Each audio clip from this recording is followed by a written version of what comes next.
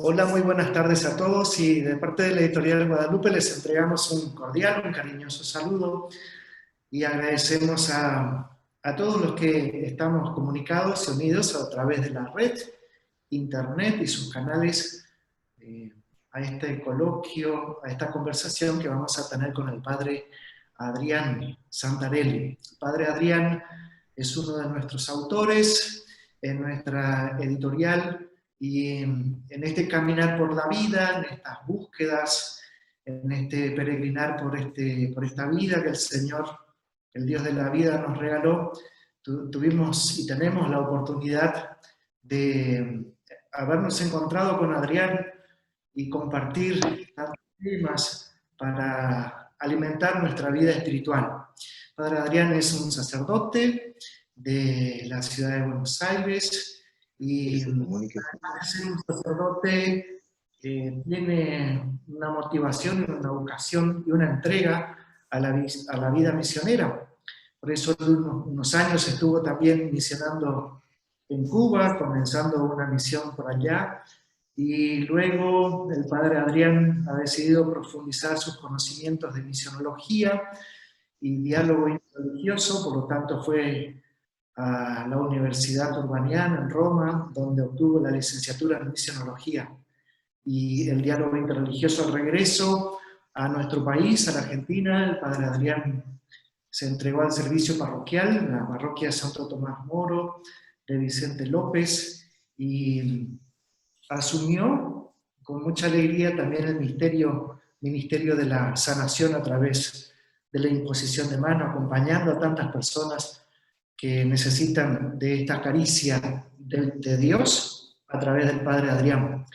En este conversatorio vamos a conversar sobre algunos de sus libros. Como conocemos y sabemos, tenemos El descanso en el espíritu, que es una aproximación y un acercamiento a vivir la vida desde el Dios de la vida, desde sus constantes bendiciones. Otro de los temas que vamos a conversar en este coloquio se trata de otro de esos libros del Padre Adrián, Jardines de un amor fecundo, y por último también recientemente reimpreso el libro de la imposición de manos. Entonces agradecemos a Adrián por acompañarnos en esta tarde, en este conversatorio, en el cual también participa la licenciada María Teresa Lizarralde. María Teresa es licenciada en terapia ocupacional y su especialización es en neurociencias, buscando de acompañar, de ayudar y de favorecer el bienestar de tantas personas, un bienestar psicológico, un bienestar emocional, un bienestar social y espiritual también. María Teresa es autora de un libro que es Abre mis ojos, una iniciación a la vida mística y a la vida de oración. María Teresa, también le agradecemos a usted por acompañarnos en esta tarde y bueno, queremos disfrutar de este diálogo, de esta conversa que vamos a tener con ustedes. Bueno, buenas tardes, muchas gracias por este espacio para escucharlo al Padre Adrián, que con su riqueza espiritual seguro que nos va a enriquecer.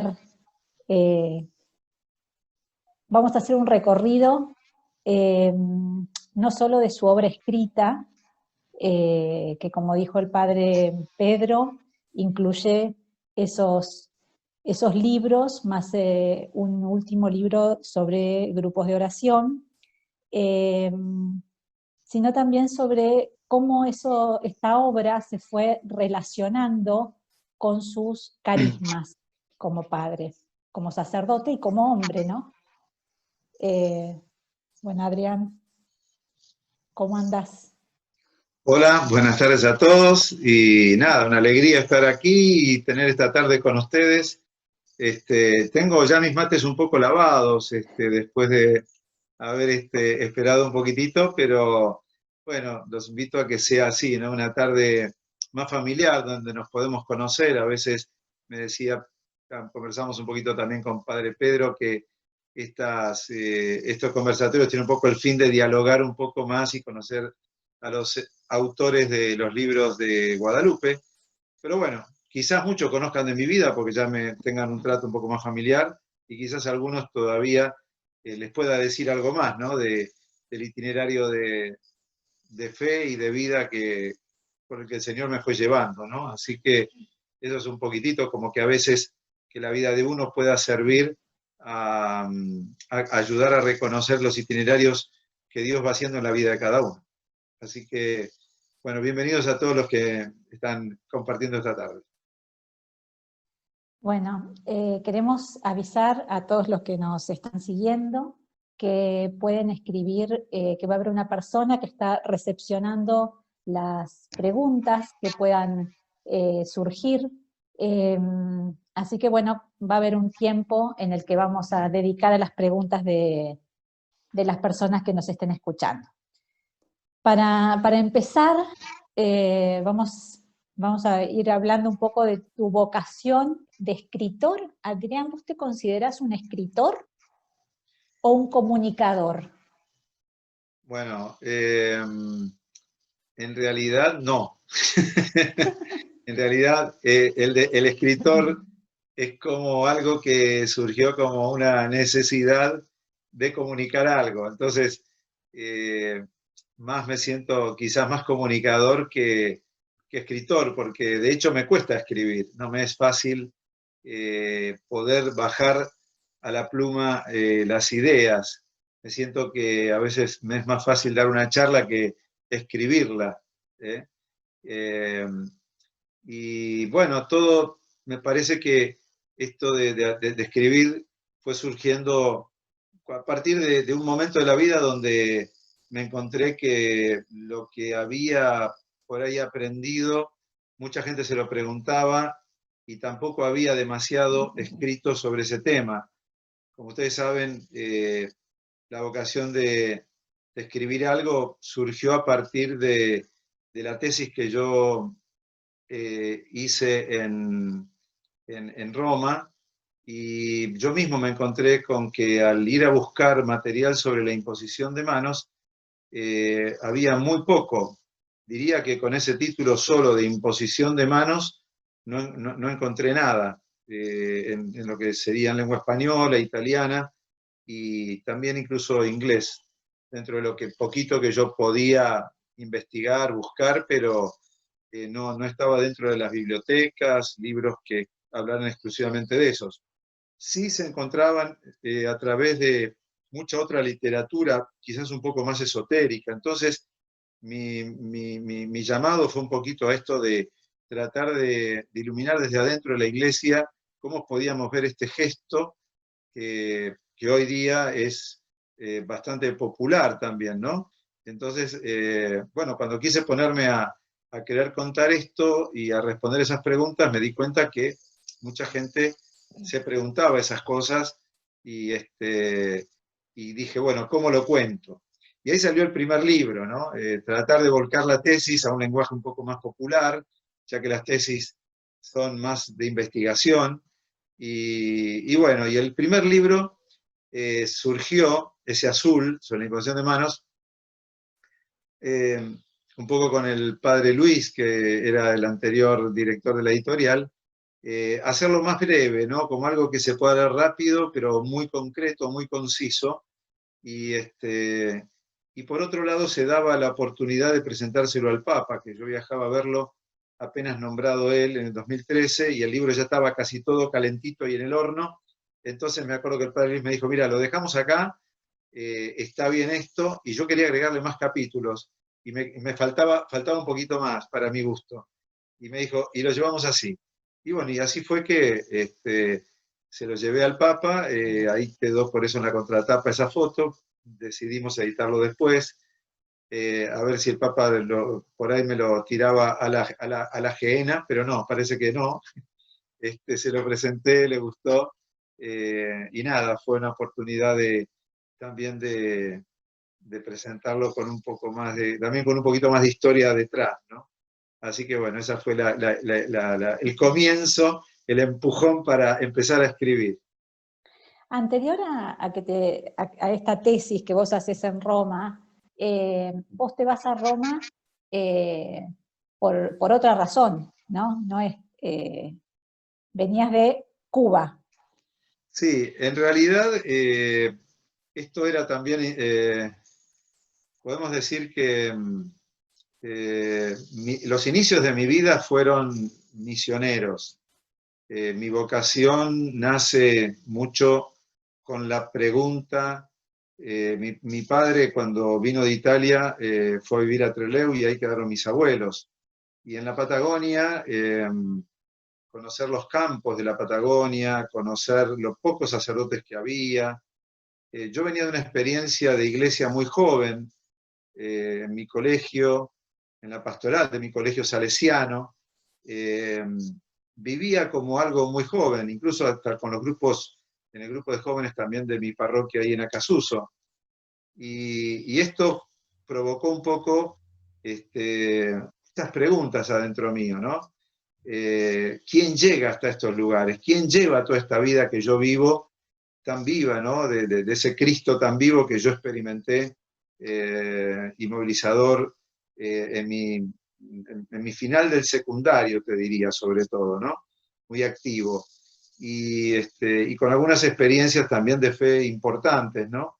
Que fueron las que me mostraron que Jesús estaba vivo, ¿no? Y entonces, bueno, yo lo primero que hice cuando cambiaron los sacerdotes allá en el sur, justo cuando yo me estaba preguntando todo esto, y empezaron a hacer misiones en la Patagonia. Entonces me gustó, les escribí que yo averigüé en mi seminario cuántas vacaciones teníamos 15 días para estar con el seminario y después 15, 20 días más solos. Y ahí fue que me ofrecí, y justo coincidía con esas misiones del sur, y ahí me anoté solo, porque no tenía nadie, y en el seminario contándolo, un compañero mío me dijo, vamos que te acompaño. Entonces, me acuerdo que hasta tuvimos que ir a dedo, porque no teníamos un sueldo como seminarista, ni tenía plata para llegarme a Trelew, y nos fuimos desde Bariloche por Esquel, atrás de una camioneta y a dedo, llegamos ahí a Trelew para ir a misionar. Y así empezamos la misión en el sur, que al año siguiente fueron 9 seminaristas y al otro año 16, y de ahí el seminario empezó a organizar misiones porque vio que era una experiencia así que valía mucho la pena. El tiempo después hizo que fuera, apenas era diácono, director de obras misionales, ahí conocí más las misiones, y en el año 85 me piden que organice el encuentro nacional de los grupos de jóvenes, dentro del sector misionero, dentro del Congreso Nacional de Jóvenes. Y ahí surge la idea de formar un equipo nacional de grupos misioneros y de hacer un primer Congreso Nacional de Grupos Misioneros. Y me tocó, como presidía ese congreso, bueno, dentro de los jóvenes que se habían participado más activamente, entonces me puse a organizar un equipo nacional de grupos misioneros que lo aceptaron en el Consejo Nacional de Misiones, que se formó en el año 87, como una parte, una rama más dentro de ese Consejo Nacional. Así que por ahí, y hasta ese momento de mi vida, era el misionero. O sea, Adrián era el misionero, el que se iba... Te buscaste misiones bastante alejadas y como misiones en lugares donde estaban como muy separados, ¿no? Porque yo me imagino en el año 80 y pico la Patagonia, y era un lugar, no era ni tan fácil llegar, y era como que estaba escindida un poco de la Argentina, ¿no? Y por otro lado te fuiste después a Cuba, que también. Sí, bueno, lo que sucedió es que dentro de lo... ¿Se te cortó un poquito o no? Lo que ocurrió fue que esa movilización interior del ir más allá, más allá de la frontera, fue el lema del Congreso Nacional de Grupos Misioneros, ¿no? Y ese ir más allá es lo que a mí siempre me interpeló. Me interpelaba el no quedarnos adentro de donde están todos. Me interpelaba por qué otros, más allá de las fronteras culturales y geográficas, no podían, ¿no? Participar de lo mismo. Y de algún modo ese fue y es un poco siempre mi impulso. No sé, los que me conocen saben que a veces mi mirada está en la misa con los que vienen siempre, pero también en los que son más nuevos o en los que no están participando tan activamente. Entonces, siempre me diría que como si Dios me pusiera a mí en ese lugar, ¿no? En el que está un poco menos integrado o menos o más afuera. Y yo creo que también la iglesia tenía un problema tiene un problema de comunicación, que lo viví yo mismo. Yo me acuerdo que cuando era joven hice un retiro, hice una semana de la juventud, y un sábado a la tarde me llaman de una parroquia, de mi barrio, cerca de mi barrio. Y me dicen, estuviste en la Semana de la Juventud, te queremos invitar a nuestro grupo de jóvenes que se reúnen los sábados a la tarde. La imagen mía de esa iglesia era una iglesia oscura, y yo mismo me dije, un sábado a la tarde en una iglesia, ¿a quién se le ocurre? ¿No? Digo, y yo le dije, sí, muchas gracias, bueno, gracias por avisarme, si puedo voy, ¿no? Y yo mismo descarté la posibilidad de plano de cómo iba a pasar, ¿a quién se le ocurre meterse un sábado a la tarde en una parroquia? ¿No? Cuando es un día espléndido para salir, para hacer otras cosas. Y a pesar de que yo no tenía mucho para hacer todos los sábados a la tarde, pero lo que menos me hubiera ocurrido era eso. ¿Por qué? Porque la imagen que yo tenía de una iglesia no la conocía, no sabía lo que pasaba dentro. O es probable que realmente no pasaba nada y entonces por eso también yo no sabía mucho qué pasaba y nunca me integré a esa parroquia. Después me tocó abrir un grupo de jóvenes en otra parroquia donde no pasaba nada y ahí acepté el desafío. Vino el párroco, me vio un día en misa y me dijo, quiero que me ayudes a formar un grupo de jóvenes. Y eso sí me gustó. Y empecé a ir a misa ahí y empecé a buscar a ver qué jóvenes podían integrarse, hacer algo. Y bueno, y formé y quedé encargado de los grupos de los jóvenes de esa parroquia hasta que entré al seminario, ¿no? Bueno, volviendo a la obra escrita, ¿no? A los libros que nos competen en esta tarde, después de que se largó esta tesis, este libro en forma de, o esta tesis en forma de libro de imposición de manos, surge otro libro que es Jardines de Amor Profundo, ¿sí? ¿Qué te inspiró esto? En este libro sé que tocas 4 jardines diferentes. Sí, en realidad es Jardines de Amor Fecundo. Fecundo. Bueno, ese libro, yo estuve en Cuba, terminé mi misión en Cuba, estuve 10 años, y cuando en el año, yo calculo que habrá sido en el año 2011, 12, yo había vuelto ya en 2005 acá a Argentina, ahí me pide el obispo si podía ir a cubrir la parroquia porque iba a faltar sacerdote por 2 meses. Entonces yo vuelvo a Cuba, ¿no? Y de algún modo, conociendo, dije, bueno, sabía que era temporal la salida de este sacerdote, entonces iba a venir otro, entonces yo no quería mucho, iba como para servir, retomar los vínculos, los lazos, la vida parroquial, pero llevaba mucho adentro mío como para poder descansar, ¿no? La vida, aquí yo ya había empezado un ministerio de sanación que me llevaba mucho tiempo y poco tiempo para mí. Entonces dije, lo voy a tomar como que todas las noches, conociendo lo linda que son las noches cubanas, ¿no? Caribeñas, conocía el patiecito en el que me podía sentar con un balance y la computadora a escribir cosas que me tenía yo en mente y no podía sintetizar. Entonces dije, voy a escribir así, a lo loco, ¿no? A lo que me venga, lo que salga.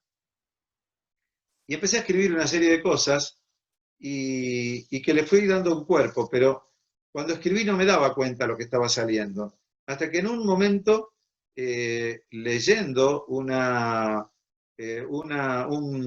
muy pequeña reflexión que había hecho alguien sobre el Génesis, dije, acá está la clave para unir todas estas reflexiones, ¿no?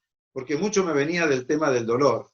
Me venía mucho del tema de, entonces, ¿qué respuesta al dolor? ¿Qué dice la Biblia sobre el dolor? Y en realidad toda la Biblia empieza en un jardín que perdemos la oportunidad de hacerlo bien, y esto es el pecado, y empezamos a desertificarlo, ¿no? Por empezar de esta ecología humana, o sea, empezamos a descartar al ser humano como Caín que mata a Abel. Entonces, ahí entra la muerte en el jardín, ¿no? En tu jardín mataste a tu hermano, tenés un muerto adentro. Esta experiencia de no darnos cuenta, ¿no? Que hemos matado a un hermano adentro de mi jardín. No son dos, varios, muchos jardines. Y fíjate que la experiencia de Abel es la fuga, escapa de esa situación de Caín, ¿no? Escapa y la pregunta de Dios es, ¿dónde está tu hermano? Porque tu hermano te sigue acompañando aunque lo hayas matado. Entonces, toda esta experiencia bíblica del desierto, del jardín, de cómo muchas veces podemos llenar el jardín de las baratijas como el pueblo en Egipto y no con la vida de Dios, bueno, es muy actual todo eso. Y es así como de repente surge estos 4 jardines, ¿no? Que Dios restaura. Y la experiencia de cuando Jesús le dice, eres tú, cuando Magdalena le pregunta a Jesús, ¿eres tú el jardinero? Es ahí que se me ilumina cómo Jesús es el jardinero que nos devuelve un poco toda esta ecología, digamos, porque es así, ¿no? Integral, de una vida más plena adentro de un jardín herido. Jesús es el peregrino que sana el corazón, el jardín herido de la humanidad.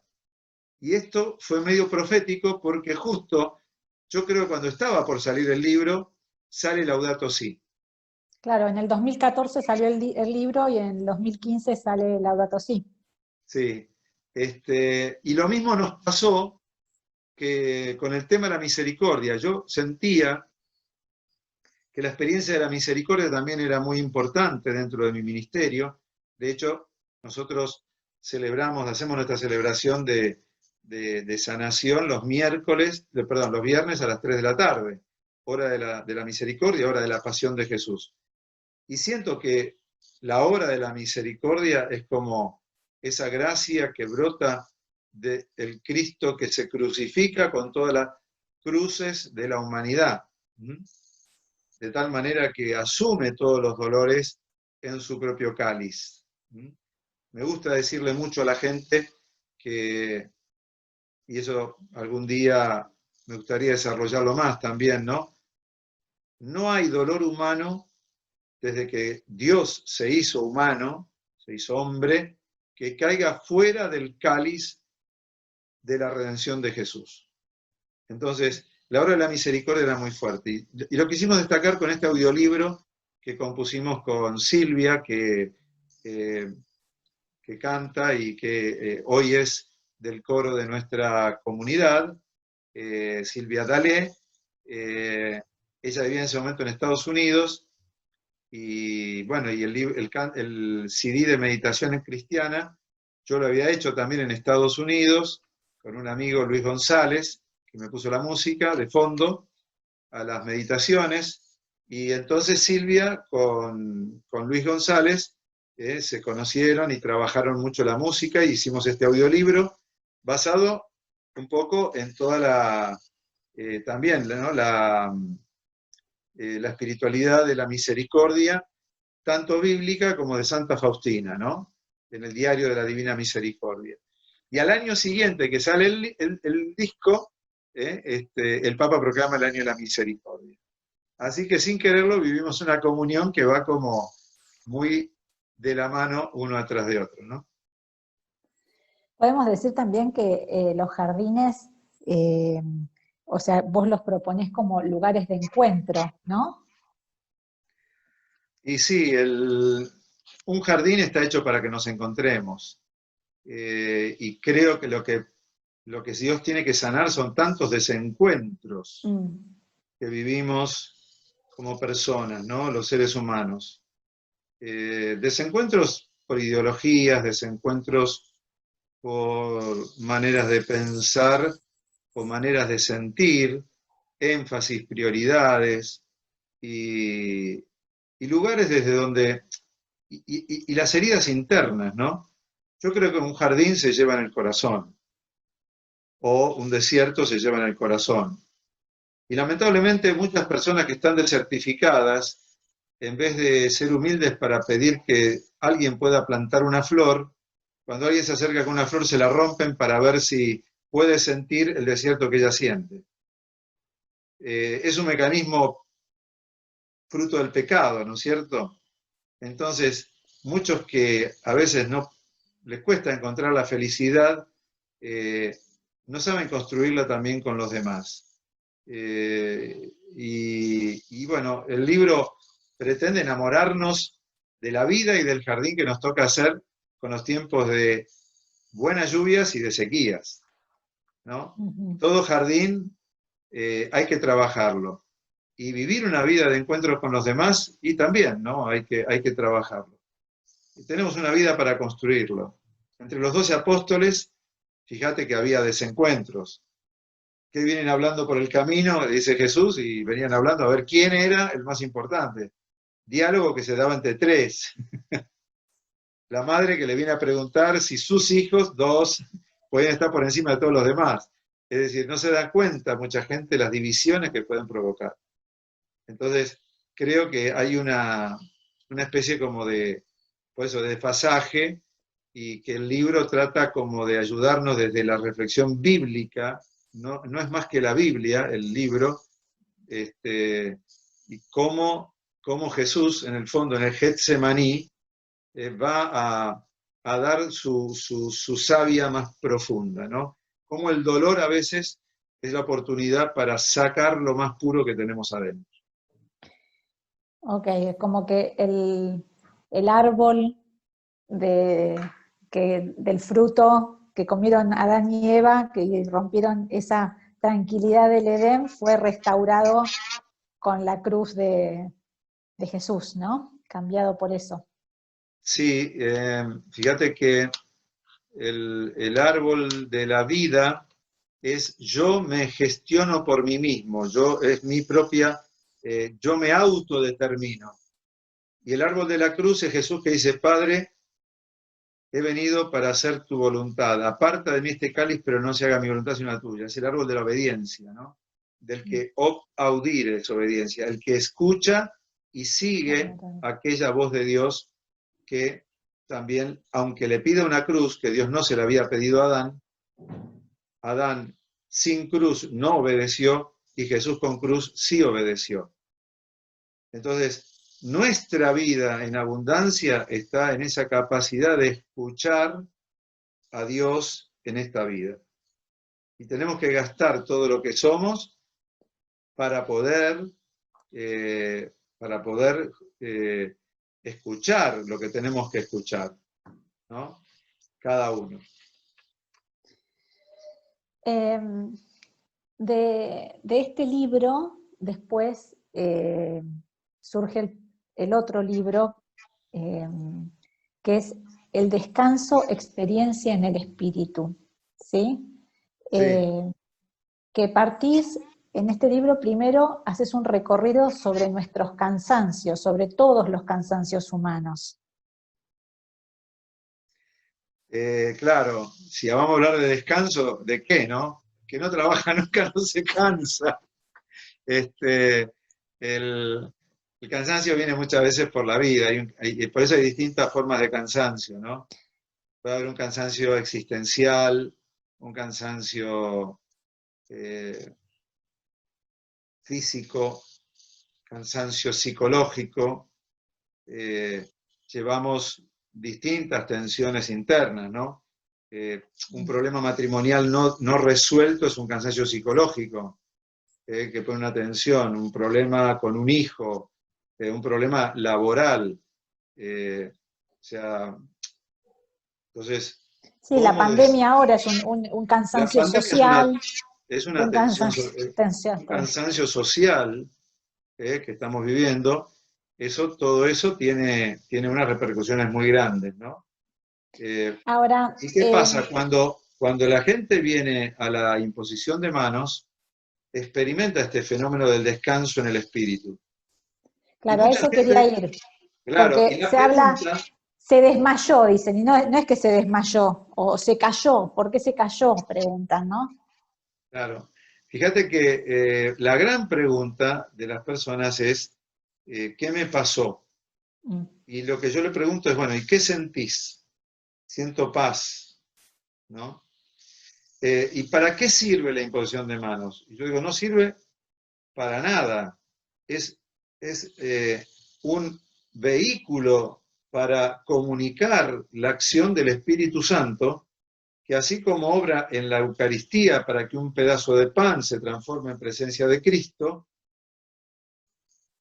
también obra sobre la persona para que pueda recibir el don de Cristo, que es el Espíritu Santo. ¿Y qué viene a hacer el Espíritu Santo? Y bueno, Jesús dice que es como el agua viva, ¿no? El agua, si está regando un manzano, es para que dé manzanas. Y si está regando un limonero, es para que dé limones. Entonces, el agua es siempre la misma, pero da frutos en cada uno en aquello que tiene que fructificar. En cada ser humano, en cada persona, al padre lo va a hacer mejor padre, a la madre le va a ser mejor mamá, al hijo le va a ser mejor hijo, al estudiante estudiar mejor, al que trabaja, al médico una mejor ciencia de la salud. En cada uno va a estar obrando aquello propio a lo que Dios llama también a cada uno. Por eso la acción del Espíritu Santo es siempre una acción que descansa no para dejarnos inactivos, sino para restaurar las fuerzas por el camino que tenemos que componer. Y nos da también esa paz que nos permite reconocer sin esta especie que vivimos hoy de estar abrumados intelectualmente, ¿no? Y poder estar sosegados para oír esto que Pablo, por ejemplo, Pedro sintió en la transfiguración. Qué bien estamos aquí. ¿Eh? Y Jesús en un momento le dice, hagamos 3 carpas, quedémonos aquí. Y Jesús dice, no, esta experiencia guárdenla porque en algún momento les va a servir. Y ellos tomaron con esa transfiguración, pudieron ver la gloria de Dios y saber que caminaban tras esa gloria y que la vida era más de lo que podían ver con sus ojos físicos y era también aquello que experimentaron con su corazón. Entonces, cuando alguien experimenta ese descanso, dice, wow, cuánta paz tiene Dios para darnos y cuánto todavía me falta para llegar a vivir en ese tono que me regala el descanso en el Espíritu. En el fondo, cuando Jesús dijo, les dejo la paz, les doy mi paz, no como la da el mundo, nos está dando también todo eso, ¿no? Vos estás diciendo que el descanso en el espíritu tiene como una función reparadora. Reparadora se puede dar en qué niveles. Bueno, por eso digo, el nivel mental, que a veces venimos como muy también estresados, ¿no? O más que estrés, distrés, ¿no? Ya como más de la cuenta. Hoy, por ejemplo, hay mucha gente que tiene problemas de sueño, problemas de tener mucha tensión, estados psicológicos, estados anímicos, afectivos, que siente mucha soledad, mucha gente está padeciendo la falta de una charla, del contacto físico, de sentarte a hablar con otro, de comer en la casa de un amigo, de salir a tomar un café, o del simple abrazo de los nietos hacia los abuelos, o de compartir algo. Entonces, por eso en el libro describimos todas esas distintas maneras de poder experimentar el cansancio.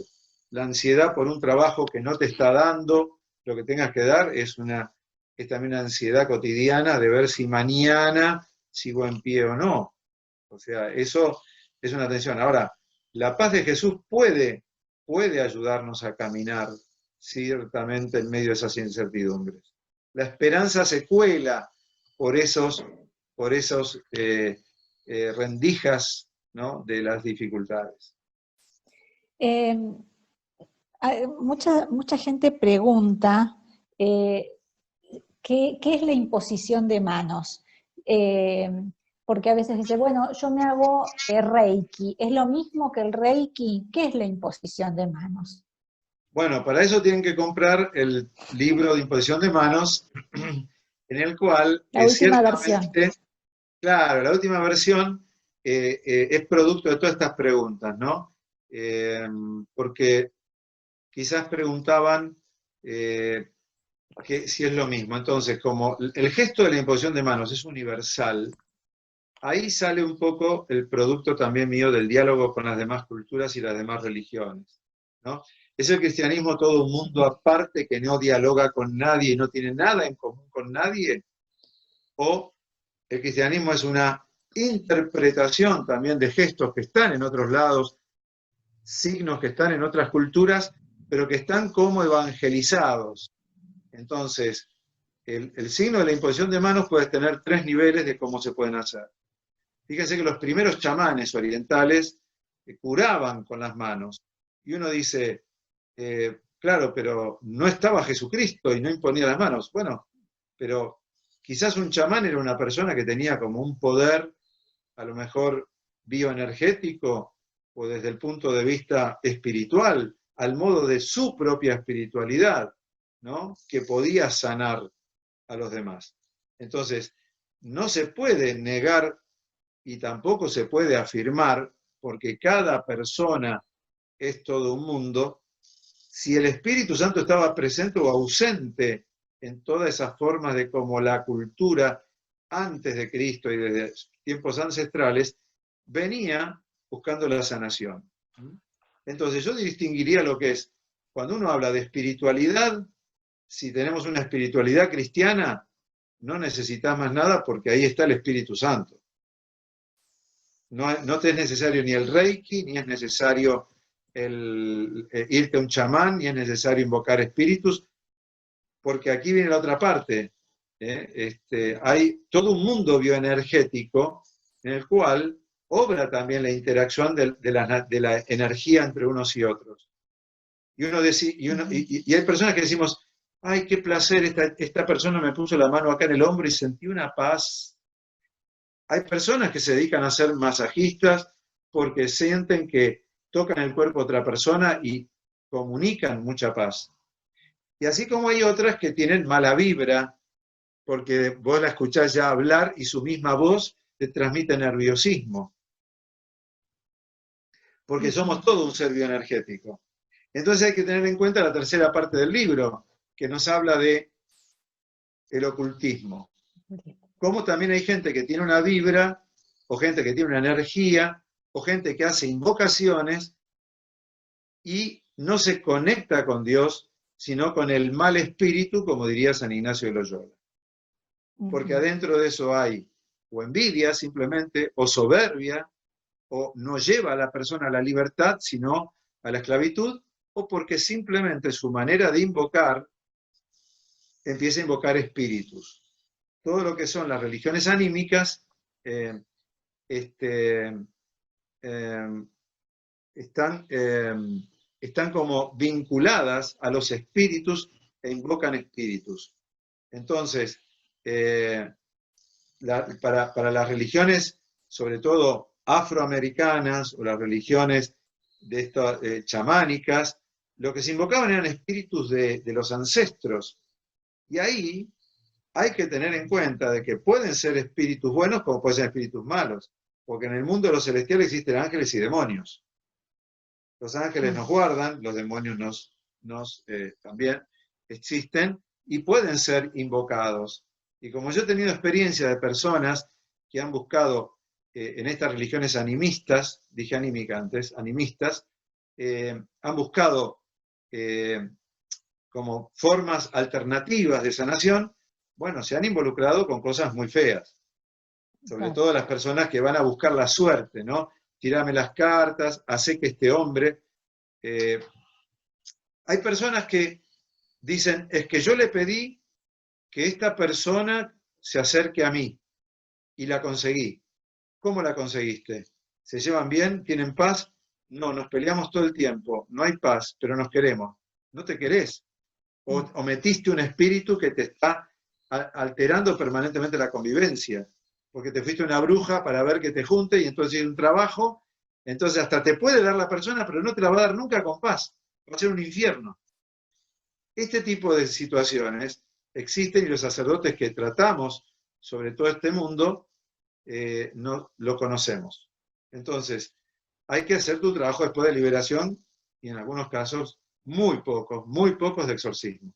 La mayoría son liberaciones de personas que han atado sus vínculos porque buscaron que me den algo que, en vez de pedírselo a Dios y por la vía de la fe, lo fui a buscar por la vía del oculto de una persona que me haga un trabajo y ahí viene la mala atadura, ¿no? Y dejamos de estar en obediencia a Dios para ir como Adán y Eva a hacer ocultamente, fíjate que aparece Dios y se ocultan. Y dice, ¿por qué se ocultan? Porque estaban infectados por un espíritu de soberbia que los llevó a apartarse de Dios e ir por su camino. Ok.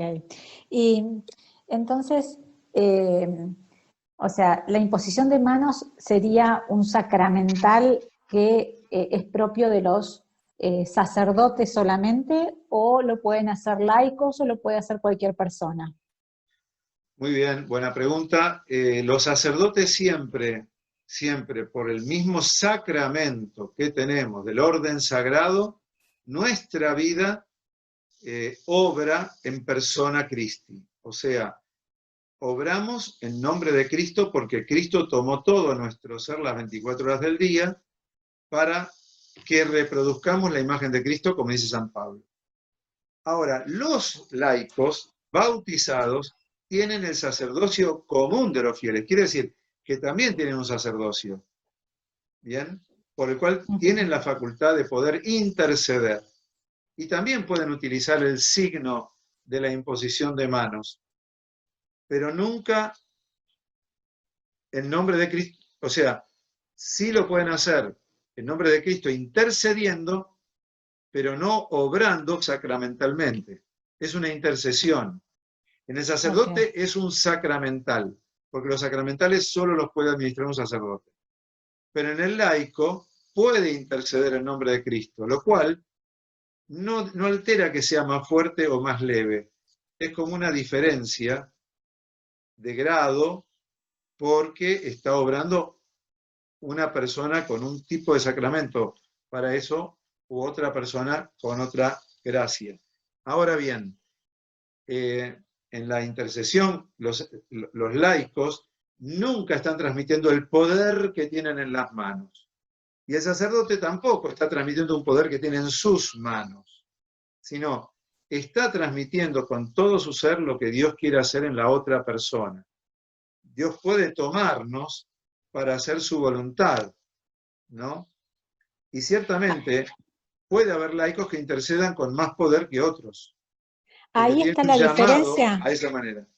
Ahí estaría la diferencia, o sea, uno, en este caso, cuando vos imponés las manos, desconocés lo que va a suceder en la persona, no es que las impones con una intención personal. Bueno, eso está bueno también porque muchas veces hay personas que nos piden hacer la imposición de manos y dicen, bueno, quiero para que me sane esto, lo otro, aquí, acá, bueno, tengo dolores de cabeza, póngame la mano en la cabeza, tengo de pie, póngame en el pie. En el fondo, a veces el cuerpo es holístico, ¿no? Y a veces el producto de la cabeza está porque tenés congestionado el hígado y te repercute en la cabeza, pero la enfermedad está en tu hígado, ¿no? Entonces, cuando hacemos la imposición de manos, también aquí yo me desligo de lo que la persona tiene. Porque, pongo un ejemplo, de una vez que una persona venía por un problema que ya no me acuerdo de dónde era, pero mi mano fue a su espalda, ¿no? Y yo le puse el dedo, como que toqué algo ahí en su espalda, y la persona sintió como un fuego y cayó en espíritu. Eso me lo cuenta después. En el espíritu yo digo, bueno, ya está. Entonces la persona sintió ese fuego, fue al médico, el médico y le dijo, ¿tengo algo en el pulmón? Y le dijo, no tenés nada, yo quiero una placa de pulmón, quiero algo de pulmón. Insistió, el médico le dijo, pero no tenés nada, sí, pero yo sentí algo que no le dijo de qué era, y cuando va tenía un tumor allí, que era el primario, ¿no? Entonces, cambió todo su diagnóstico. Ahora, eso yo no lo racionalizo, el sacerdote no lo racionaliza. O bien en mi manera de hacerlo, porque también cada sacerdote que hace imposición de manos es muy distinto. A lo mejor el padre Ignacio ve y va y hace. Y yo, como soy corto de vista, a lo mejor Dios no quiere ni que vea y me lleva para donde tenga que ir la mano, sin que vea. ¿Por qué? Entonces, eso lo hace Dios con la libertad que tienen los hijos de Dios. Y hay sacerdotes que también yo lo siento muchas veces, y digo, no vale la pena ni que haga imposición de manos. Desde el altar estoy viendo que ese Dios está obrando en la vida de cada uno. Y eso también puede ser que sin el gesto de imposición de manos suceda. De hecho, en estos días de pandemia que no hemos hecho imposición de manos, por la simple intercesión, hay 2 casos que han sido remitidos milagrosamente. Es decir, los médicos dicen, esto es imposible, esto no puede ser. Y me llamaron para poder ir, y lamentablemente no pude ir, y dije, pero voy a rezar igual desde aquí. Y ocurrió lo mismo que podía haber ocurrido si hubiera ido. Entonces también saber que esto no depende de una presencia física ni siquiera, porque es una obra del Espíritu, y sabemos que Jesús mismo, ¿no es cierto?, obró a distancia. Cuando el centurión le dijo, tengo a mi criado enfermo, si vienes, no, basta que digas una palabra y quedará sano. Y Jesús dijo, va, ve. Y en el momento que le dijo, volvé, es cuando se curó. Quiere decir que todo eso, ¿no?, nos confirma que es una obra del Espíritu pura que supera y trasciende hasta la misma persona. Muy bien.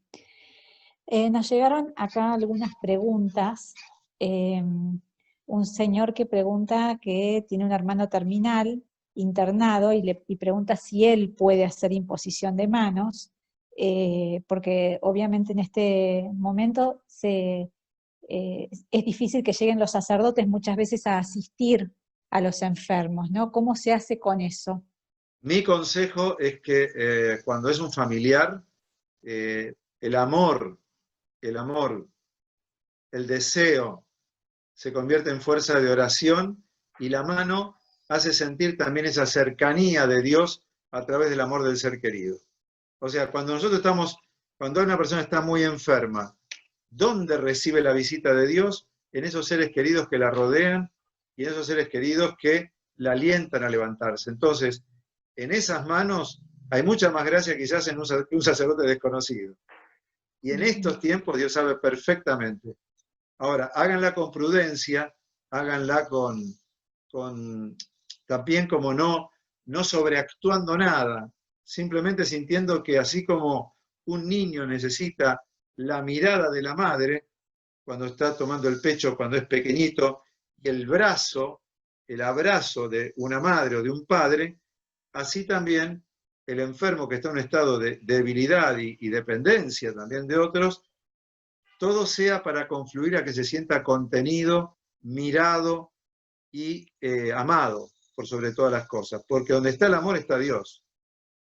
Este ministerio no es un ministerio frío y distante, pide mucha compasión, y es el amor el que mueve el corazón de Dios, y es en el amor donde somos presencia de Dios. ¿Y cómo te parece, o cómo, hay una pregunta de otra persona que dice, ¿cómo podemos acrecentar en estos momentos nuestra confianza en Dios? ¿Cómo podemos, qué ítems pondrías de consejos? Mucha palabra de Dios. Me parece que gracias a Dios hay muchos sacerdotes que estamos haciendo audios todos los días, comentando la palabra, ya que la gente no puede venir a la misa. Buscarse a los que le pueda llenar, gustar, el estilo, hay distintos estilos para todos los gustos, el que es largo, el que es corto, el que da una ideita, el que da 5 ideas, el que lo manda con video, el que lo está sin video. O sea, al modo de cada uno, hoy tenemos un montón de soportes para sostenernos.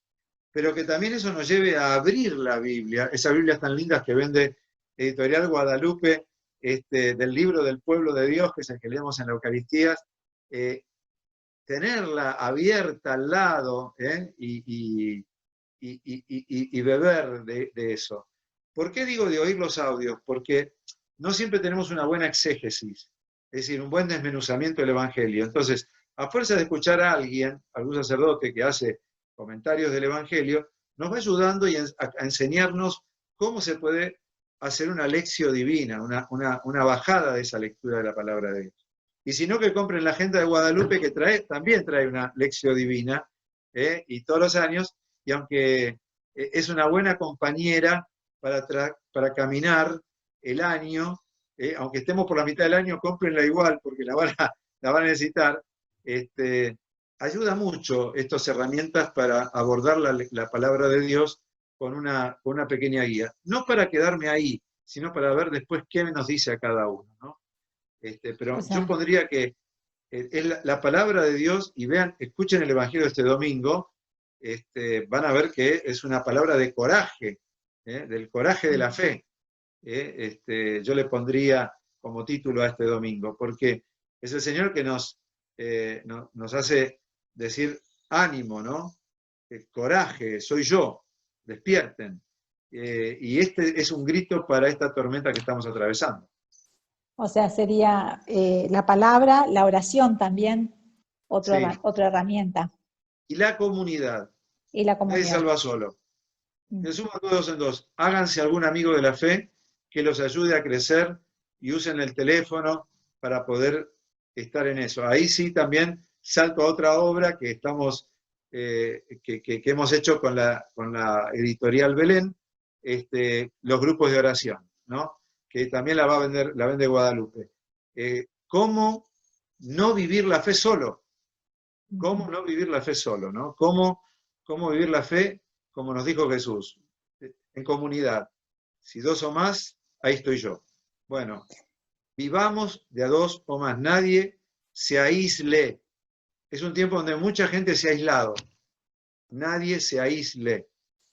Busquemos los compañeros de camino en la tormenta, que serán los mejores amigos para disfrutar después los jardines fecundos y serenos, cuando las aguas bajan, ¿no? Y volviendo a los jardines, ya que lo traes, ¿qué te parece o en qué jardín ubicarías este tiempo que estamos viviendo? Y yo creo que es un Getsemaní. Es un Getsemaní donde estamos diciendo: aparta este cáliz, pero no sea mi voluntad sino la tuya. Porque también Dios en este tiempo puede estar haciendo cosas muy importantes. Así como lamentablemente pensamos que el mundo se iba a aquietar porque ya entrábamos todos en un clima de tanta incertidumbre, y decíamos, bueno, esto nos va a ayudar a todos a reflexionar y a ser uno, hemos visto que a nivel internacional esto ha despertado las ambiciones más grandes, y lejos de que la pandemia sea un tiempo para ceder, entregar y crear una comunión en esa unidad que necesitamos, en esa alianza de paz que también nosotros predicamos con la comunidad Belén, y que también es como la espiritualidad que más identifica mi ministerio, ¿no? Y la comunidad Belén, bueno, hemos visto que se han roto alianzas. O sea, China contra Estados Unidos, Rusia por su lado, China demandándole a los indios la zona de Cachemira, Turquía tomando la iglesia de Santa Sofía como mezquita, peleándose con los griegos, barcos estadounidenses en la costa de China, o sea, Taiwán, perdón, Hong Kong, Singapur, perdón, en un estado así, Estados Unidos como está, los totalitarismos, los tentativos de totalitarismos despertándose a decir es nuestro tiempo para agarrarlo todo. Creo que todas estas cosas nos dicen, bueno, evidentemente siempre adentro de cada uno está el bien y el mal y cada uno elige, pero es un tiempo para la alianza, para alianzarnos en la paz, ¿no? Fíjense que después del diluvio vino una alianza. Tenemos que generar que este diluvio que nos agarró a todos, esta pandemia que recorrió el mundo, sea la oportunidad para hacer aflorar y bajar esa gracia que Dios nos quiere dar de vivir en unidad, en transformación y reparación, que son las tres gracias de alianza que Dios nos da. Para cerrar, si querés, o sea, esta es tu faceta o tu carisma ecuménico, ¿no? Esta alianza de paz. ¿Podrías ahondar un poquito en estas tres gracias? Bien, Jesús dijo que todos sean uno. Lo entendimos como todos adentro del grupito parroquial, pero es toda la humanidad. No puedo ser uno en mi barrio sin los judíos de la sinagoga de mi barrio, sin los evangélicos de mi barrio, incluso sin los musulmanes de los países musulmanes. Dios ha querido que todos seamos uno y Dios nunca habla. La sangre de Cristo corrió desde esa montaña santa hacia toda la humanidad.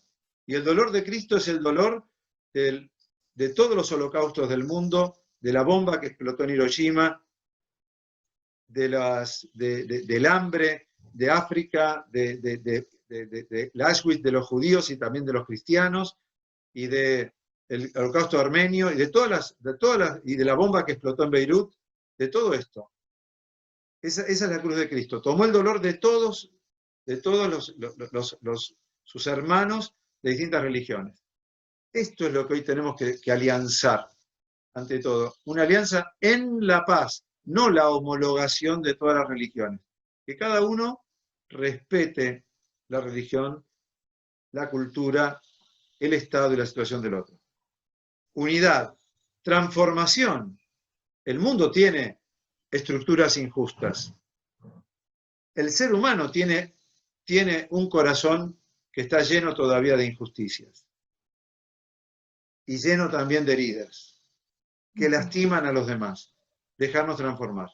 Y reparación, porque necesitamos reparar el daño también que hemos heredado, que hemos provocado y que muchos otros seguirán provocando.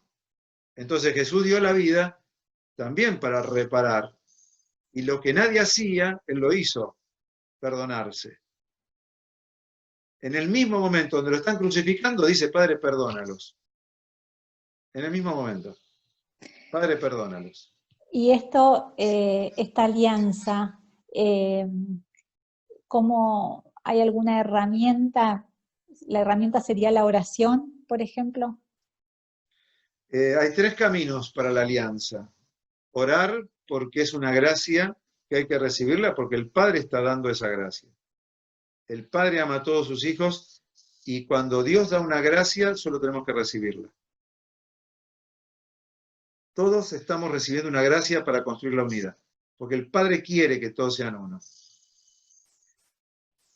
La formación. Tengo que aprender quién es un musulmán. No, vamos a buscar la unidad sin saber quién es, ni cómo reza, ni qué cree.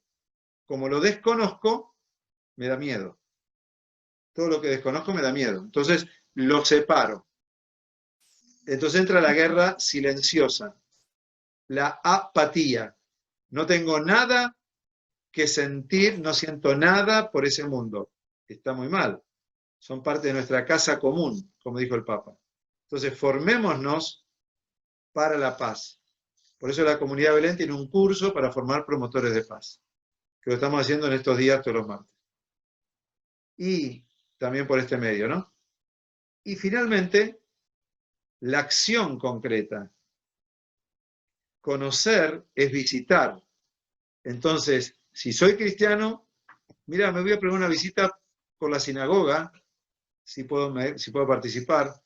Si soy musulmán, voy a ir a tomar un café con el sacerdote o con la comunidad. Visitarnos entre comunidades son acciones concretas que acercan distancias, que derriban muros. Y lo mismo, en las grietas que tiene políticas un país, yo cuando veo a alguien muy enfervorizado en la grieta por el otro lado, distinto a donde yo puedo estar un poco más identificado, digo, por favor, ojalá tengas razón. ¿Por qué? Porque me conviene que tenga razón también el otro si yo estoy equivocado. O sea, podemos convivir. A lo mejor estamos hablando de lo mismo, pero enfatizando tanto una punta contra la otra que al final nos damos cuenta que tampoco hay en los sistemas de gobierno ideologías tan rígidas. Algunos la tienen, pero después a veces estamos buscando lo mismo creyendo que uno puede responder mejor que el otro. Pero en la realidad, lo mejor que nos puede pasar es darnos espacio el uno al otro. Hoy en la política hace falta dar espacio a pensar juntos. No puede ser que porque alguien estuvo identificado con otro gobierno no pueda servirle para nada al de este gobierno. Porque rompemos toda la institucionalidad de un país. Y por eso Argentina nos va tan mal como nos va, porque descalificamos todo lo anterior, porque creemos que llegó el Mesías, y ya sabemos que no vino ningún Mesías después del año 2000. ¿Y qué rol tomaría María en esta alianza? Y ella es la madre de la humanidad, ¿no? Al pie de la cruz, Jesús le dijo, madre, ahí tienes a tu hijo. Y en ese hijo estaba ese Juan, el discípulo amado, no dice Juan, dice el discípulo amado, Jesús la llama con el nombre de mujer, quiere decir que es la nueva mujer, la nueva Eva, ¿no? La madre de los vivientes era Eva, y María es la madre de todos los redimidos por su Hijo, que es toda la humanidad. Así que María está como en Caná de Galilea diciéndole a Jesús en este tiempo, Jesús, no tienen vino. Y nos está diciendo, hagan lo que Él les diga. Por eso hay que ir a la palabra de Dios. Por eso hay que ver qué nos dice la palabra a cada uno para hacer que cada uno haga lo que Él nos dice. Porque solo haciendo lo que Él nos dice, vamos a estar uniendo, transformando y reparando el mundo. Haciendo lo que a mí me dé la gana, creyendo que yo tengo la sabiduría que viene de mí y que soy el líder que va a resolver todos los problemas, esa salvación va a tener la dimensión de mi capacidad. Pero cuando se trata de servir a Dios, ahí viene la multiplicación de los panes, ahí vienen los recursos que Dios tiene, que nos pone en alianza a todos para que las cosas se hagan. Cuando se hace lo que Dios quiere, Él nos alianza con otras personas y se provoca la gran comunión que Dios quiere. Pero se va a provocar esa comunión con los que estén en sintonía con la voluntad de Dios, no con los que se quieran meter en cualquier grupo que aparezca. Por eso es tan importante el discernimiento de quién está en la alianza y con quién es el Señor nos va a alianzar para que su obra también se realice en nuestro tiempo. Bueno, para ir cerrando, ya estamos cumpliendo el tiempo, vamos a ver, antes de cerrar con tu bendición, si el Padre Pedro quiere agregar algo, alguna palabra, antes de cerrar, Adrián, te vamos a pedir que como Jesús se acercó y llegó a la hija de este soldado romano, también vos llegues con tu bendición a todas las personas que lo están pasando mal, que necesitan la fuerza del Espíritu, ¿no? Bueno, Padre Pedro, no sé si usted quiere agregar algo. Sí, yo quiero agregar un agradecimiento a María Teresa y al Padre Adrián por habernos compartido esta conversación, por referencias, pinceladas, por las flores del jardín que compartimos, flores hechas pensamiento, flores hechas reflexión, y que nos son muy útiles y que son muy lindas para nuestra vida. En el libro de la imposición de manos, en una de sus partes, el Padre Adrián escribe y nos comparte: sin amor somos nada. Dios es simple y toda espiritualidad nos lleva a realizar la esencia que somos. ¿Dónde encuentra el ser humano su máxima realización? Ciertamente en los niveles más elevados de su persona. Y lo más elevado de cada ser humano es su espíritu. Nuestro corazón, en el cual Adrián recién nos decía que es un jardín, y nuestro espíritu quieren elevarse ahora a través de un momento orante para no solamente escuchar reflexiones, sino que también podamos, como lo decía recién María Teresa, podamos comunicarnos con el viviente, con Dios, y recibir una vez más su presencia y su bendición. Muchas gracias. Quisiera que miremos también aquí a María, así acompañando, ¿no?, el cáliz de Jesús y sabiendo que esa sangre fue derramada por todos los hijos, y María nos está diciendo: hagan, escuchen y hagan lo que Él les diga. Yo soy la sierva de Dios, yo soy la madre de esta humanidad y los voy a estar acompañando para que puedan vivir el dolor con fe y con amor. Por eso Jesús toma todo el dolor de este tiempo, sana todos los miedos de este tiempo, recibe el dolor de todos los enfermos, los que han fallecido, los que están viviendo ese vacío de no haberlos podido siquiera despedirlos dignamente, el cansancio de los médicos, la entrega de todos los que desde los pequeños lugares sirven con honestidad. Cambia el corazón de aquellos que se piensan a sí mismos, que se buscan a sí mismos y también aprovechan el dolor para sus propios beneficios, y darles un corazón solidario, como aquellos que entregaron sus 5 panes y 2 pescados para que coma una multitud.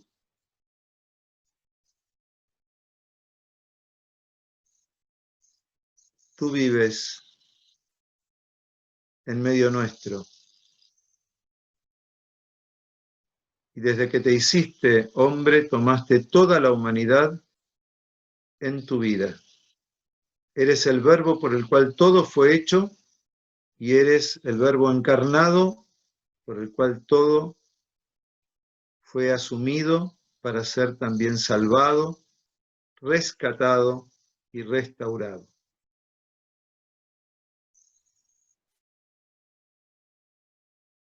Jesús,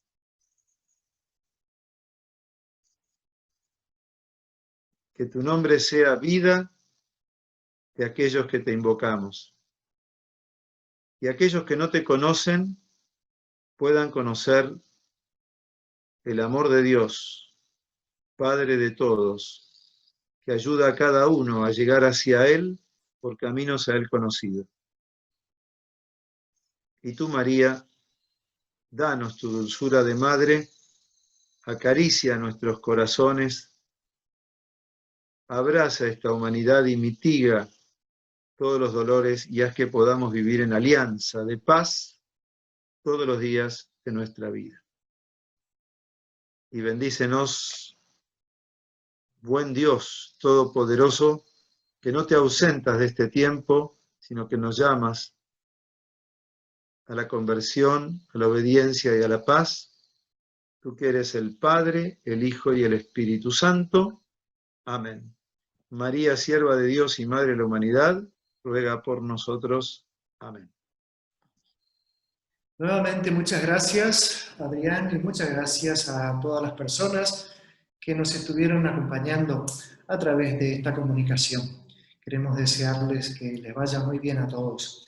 Y antes de despedirnos, queremos invitarles también para el día 15 de agosto, a la misma hora, alrededor de las 18:30, para participación también por este canal, en la cual vamos a tener la presencia del padre José Daniel Blanchut, el rector del Santuario de Luján, quien nos va a compartir sus escritos, que son 3: Andanzas de un pescador, sobre la vida de San Pedro, de Tarso a Roma, un acercamiento a la vida de San Pablo, y por último, el reciente libro publicado, Vuelve a nosotros tus ojos misericordiosos, que son las oraciones del pueblo de Dios a su Madre, la Virgen María.